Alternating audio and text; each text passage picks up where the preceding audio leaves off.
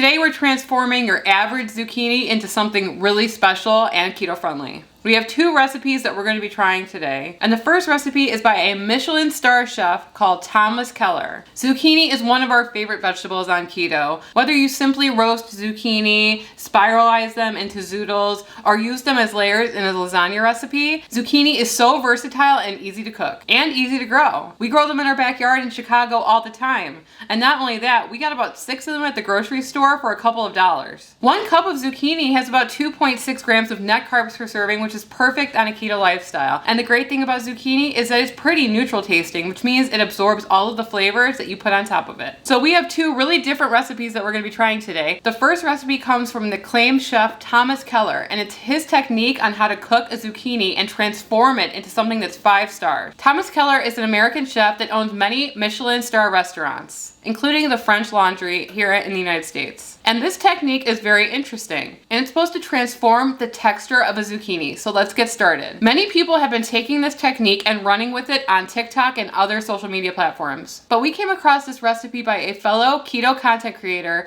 and his username is @KetoRecipes on TikTok. And he takes a Mediterranean spin on this recipe. So we're gonna prep our zucchinis by cutting them in half, and then you're gonna be cutting them diagonally and the opposite way. Seems complicated. Yeah, it seems complicated. Hopefully we don't mess it up. Then we're going to sprinkle these with some salt and set them aside for about 20 minutes because you're going to want to draw out the moisture from the zucchini. So we've let the zucchini sit out salted for about 20 minutes now, and there's a lot of moisture sitting on the top of the zucchini. Remember that zucchinis are full of water, so if you use zucchinis in recipes, it can benefit you to add salt and let it sit out. Like if you're going to be using zucchini in your keto-friendly lasagna, definitely salt them and let them sit out, or else your lasagna is going to be really watery. The same thing is true with zoodles. We've found that if you let them sit out with salt, then it draws out a lot of that moisture and you get more of a bite. I'm just going to pat the zucchinis dry. The next step is going to be cooking the zucchini. So we have our oven preheated to 450 degrees, and we're going to be using an oven-safe pan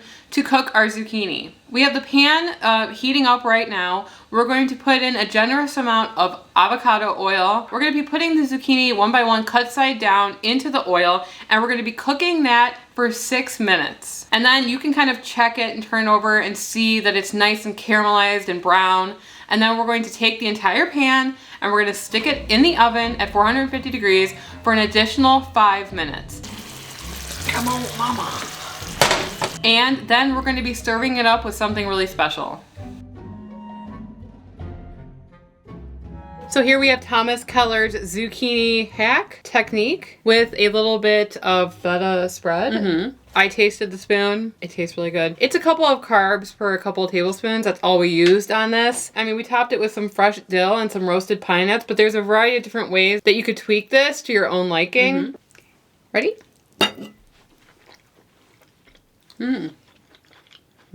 It's delicious. It's so flavorful, especially with the additions. The zucchini is crispy on the outside, soft on the inside. I drained the zucchini on paper towel, but I think I used too much oil. You should probably just use a little bit of oil because zucchini is going to act like a sponge and then it can seem kind of like oily. It's really, really good. It's really tasty. I don't know if I've ever tasted zucchini cooked like this. It's really good. There's a nice caramelization going on with the top, which is really what you want. This is just like really fresh and perfect for summer too. Simple. And I know that we're going to have a lot of zucchinis coming up, so I'm glad that we tried this out today. I think dill is an underutilized herb.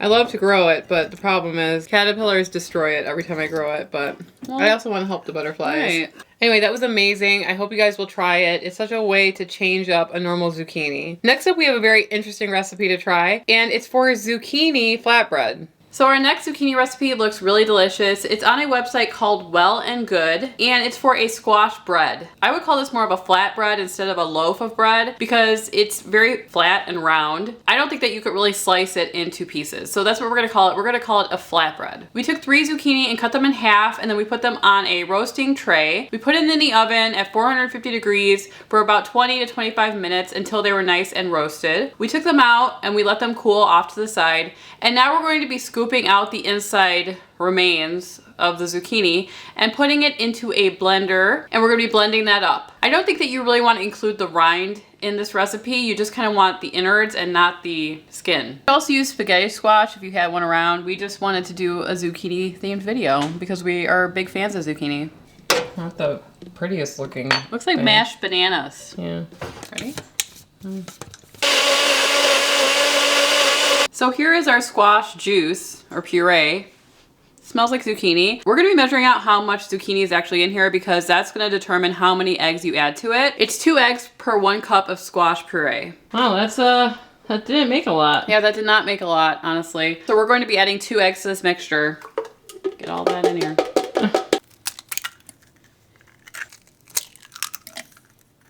So the recipe had a note that you could add some almond flour into the batter to make it more structurally sound, and it will hold up better when you're actually forming your flatbreads. So that's what we're gonna be doing. We're gonna be adding a couple tablespoons of this almond flour into our batter.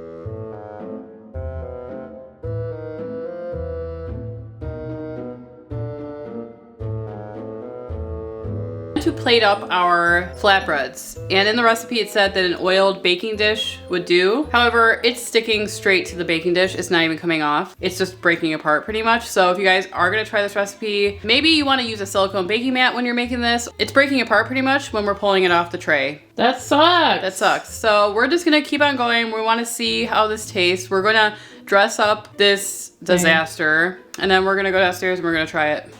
I'm sad by this. You know, sometimes when we cook dishes, we really hope that they turn out to look exactly like what they look like on the website, because It did look like that though. Really? If you look at it, there was like this ring of black around the edges, and so I thought, oh, okay, well ours is looking exactly the same. Like, I'll put the picture up. I thought this is the process, but no. You know, add some pesto on top of anything with some fresh mozzarella and some tomatoes. How could you go wrong, right? I think we could have accomplished this if we put parchment paper down first. But we are just seeing if the idea works, right? So we followed the directions and it didn't work out, but remember I told you that this one was yours. Okay. I'll have the more dilapidated one. Sometimes it doesn't work out, right? And sometimes Emily just wants to give up. But we're just trying it to see if this vessel could be useful in different recipes, okay? And then we can perfect it if we decide to make it again. Mm-hmm. We're making the mistakes so that you guys don't have to, because we're full of mistakes. Yeah. The zucchini just disappeared. I don't know if I even taste it at all. I'm just going to try this by itself, because We have some pretty flavorful additions here. We have pesto, we have mozzarella. So we're going to taste just the crust by itself. it doesn't taste like anything, right? It tastes like squash and eggs, pretty much. I barely taste the squash in it. If you just would have put scrambled egg at the bottom, it would be the same thing. Yeah. I don't know if it's the best utilization for zucchinis. I'm just going to be honest. And honestly, if you would have just put that on like a tortilla or something, I would have been just as happy. So it's a fail for me. Yeah. I'm glad we tried it because I like the pesto and the mozzarella and the tomatoes on top. I love the idea. I thought that it was a great idea. However, it just didn't work. What's your favorite recipe using zucchini? Let us know in the comment section below. We're always looking for more ways to utilize it.